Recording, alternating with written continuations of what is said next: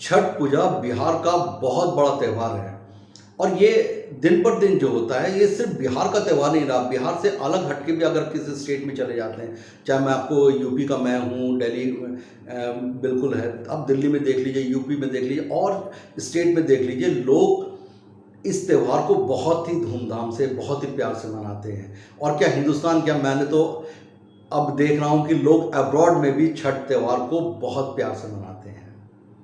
नमस्कार दोस्तों, मैं विजय श्रीवास्तव अपने YouTube चैनल सच में आप सभी का बहुत बहुत स्वागत करता हूं। जिन लोगों ने अभी तक इसको सब्सक्राइब नहीं करा है तो इसको सब्सक्राइब करिए इस चैनल को और बेल आइकन को प्रेस करिए, जिससे मेरे न्यू वीडियोस आपको इमीडिएट मिल सकें। दोस्तों, हम आज बात कर रहे थे छठ का कि छठ में लोग जो हैं कितने प्यार से, कितने धूमधाम से मनाते हैं और साल भर तो, खासकर बिहार के लोग तो इसको साल भर से इंतज़ार करते हैं कि छठ पूजा आएगा। लोग छुट्टियों में अपने घर जाते हैं, स्पेशली पूरे साल छुट्टी नहीं लेंगे लेकिन छठ में पक्का छुट्टी लेके अपने घर जाते हैं। सरकार भी आपको बहुत तरह की फैसिलिटीज़ देती है, चाहे वो घाट हो, चाहे आपको पानी का हो, या कहाँ पे आपका किस तरीके से प्रोग्राम होता है, सब चीज़ की फैसिलिटीज़ ये स्टेट गवर्नमेंट के हाथ में होता है और स्टेट गवर्नमेंट इसको करती है। लेकिन आज के डेट में छठ पूजा एक पॉलिटिक्स हो गया।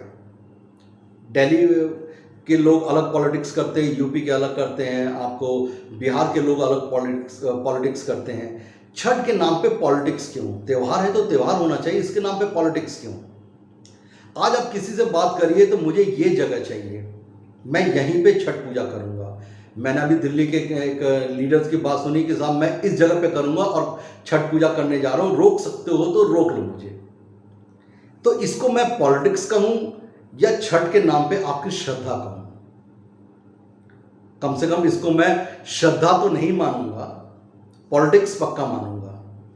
छठ पूजा अगर आपका त्यौहार है तो आपसे ये मान के चलिए कि आप इस तरीके से जो व्यवहार है, जो आपका, जो आप संदेश दे रहे हैं, इससे छठ की गरिमा को आप कम कर रहे हैं, इसको बढ़ा नहीं रहे हैं। छठ पूजा एक ऐसा त्यौहार है जिसमें दूर दूर से लोग आते हैं। काफी तो ऐसे फॉरेनर्स हैं जो हिंदुस्तान आते हैं और छठ पूजा मनाते हैं। लेकिन आज के समय ऐसा है, मैंने अभी देखा कि दिल्ली गवर्नमेंट ने आपसे कहा कि पानी जो है बहुत गंदा हो रहा है, यहां पे छठ मत मनाइए। उसके लिए अपोजिशन पार्टी ने यह कहना शुरू कर दिया कि स्टेट गवर्नमेंट क्या कर रही थी, पानी को क्यों नहीं साफ करा? पानी को साफ करना चाहिए जिससे छठ मनाया जा सके। त्यौहार के 50 ऑप्शन है, त्यौहार को अच्छे से मनाने के 50 ऑप्शन है और आपको उसका पालन करना चाहिए। मैं मान गया कि चलिए स्टेट गवर्नमेंट ने काम नहीं करा, उस पानी को साफ करना चाहिए था, लेकिन आपने छठ पूजा को क्या करा? आपने उसका राजनीतिक रूप दे दिया। आप चाहते तो कहीं पे स्विमिंग पूल्स का भी अरेंजमेंट हो जाता है, स्विमिंग पूल्स हो गया। आज के डेट में तो छोटे छोटे आपको जो बैलून्स होते हैं उसका स्विमिंग पूल बना के उसमें भी आप पूजा कर सकते हैं। भगवान के प्रति आपकी श्रद्धा होनी चाहिए, लेकिन यहाँ पे श्रद्धा नहीं, यहाँ पे पॉलिटिक्स होती है। आप त्योहार के नाम पे अपोजिशन पार्टी में और अपनी हैसियत को कितना ऊपर कर सकते हैं और अपोजिशन पार्टी को कितना नीचे कर सकते हैं, ये अब त्योहार का मतलब आ गया और उनका बेसिक एजेंडा आ गया। तो क्या ये इसको मैं त्योहार मानूं? आज मैं न्यूज में देख रहा था, एक लेडीज मुझसे कह रही थी कि ये पानी काला है, यमुना का पानी इतना काला हो गया कि यहां पे मैं छठ पूजा नहीं मना सकती। तो आपको किसने कहा था कि आप उस काले पानी में खड़े होकर पूजा करिए? आपकी अपनी समझ क्या थी? क्या आप अगर उस पानी में जाती हैं और उसके अंदर कोई दिक्कत होता है या वो पानी पॉल्यूटेड है इतना, तो क्या आपको परेशानी नहीं होगी? किस त्यौहार में लिखा है कि आप गंदे पानी में खड़े होकर भी पूजा करिए, जिससे बाद में आपको और आपके परिवार को परेशानी आ जाए, कोई बीमारी आपको लग जाए? शायद इस पे भी हमको बात करना चाहिए, लेकिन इस पे हम बात नहीं करते। हम त्यौहार की ही बात करते हैं कि त्यौहार में पानी साफ मिलना चाहिए, पानी साफ मिलना चाहिए, लेकिन पॉलिटिक्स अभी भी कहता हूं कि नहीं करना चाहिए। अभी काफी लोग कह रहे थे कि छठ के त्यौहार में लाखों का हुजूम आता है, हजारों लोग जो होते हैं यहाँ आपको एक एक घाट पे वहाँ पे आते हैं और पूजा करते हैं। और अब तो कोरोना नहीं है, तो मेरे दोस्तों मैं बहुत ही विनम्र हाथ जोड़कर आपसे एक रिक्वेस्ट करता हूँ, कोरोना अभी गया नहीं है। अगर आप टीवी देखिए तो रेगुलर केसेस आ रहे हैं और कोरोना से रेगुलर लोगों के मौतें हो रही हैं। अगर आपको आज कोई मीटिंग होता है तो आप देखिएगा सोशल डिस्टेंसिंग का पालन किया जाता है, आप मास्क लगाते हैं, इसका मतलब है कोरोना है। और कोरोना को इतना आप हल्के में मत लीजिए। अगर हजारों और लाखों की भीड़ आ रही है तो अगर किसी को भी कोरोना हुआ तो वो आप सभी लोगों में फैलेगा, तब आप क्या करेंगे?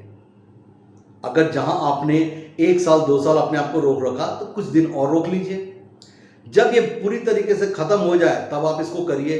वैक्सीन लगाने का ये मतलब नहीं है, लोग कहते हैं कि मैंने वैक्सीन लगा लिया, 2-2 डोज लगा लिया, इसका मतलब ये नहीं है कि आपको कोरोना होगा नहीं।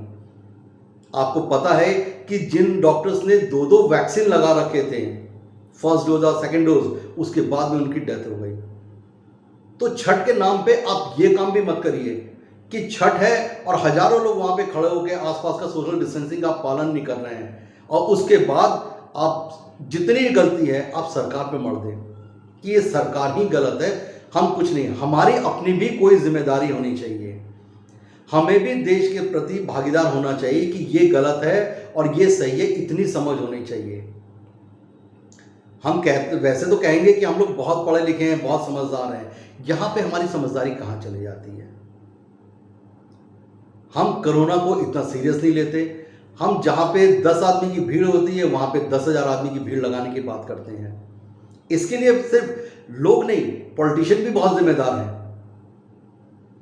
और खासकर पॉलिटिशियन तो इसको बढ़ावा देते हैं कि अपनी राजनीतिक कद को ऊंचा करने के लिए, या उनको आगे चल के अब इलेक्शन है तो उसका फायदा उसमें कैसे लिया जा सके। तो त्यौहार है, इसको त्यौहार ही मनाइए और बहुत ही धूमधाम से मनाइए, लेकिन फिर भी आप इसमें प्रिकॉशन रखिए कि किसी को, परिवार को उनकी सेफ्टी रहे और परिवार उससे परेशान ना हो। आप सभी को छठ की बहुत बहुत शुभकामनाएं। नमस्कार, जय हिंद।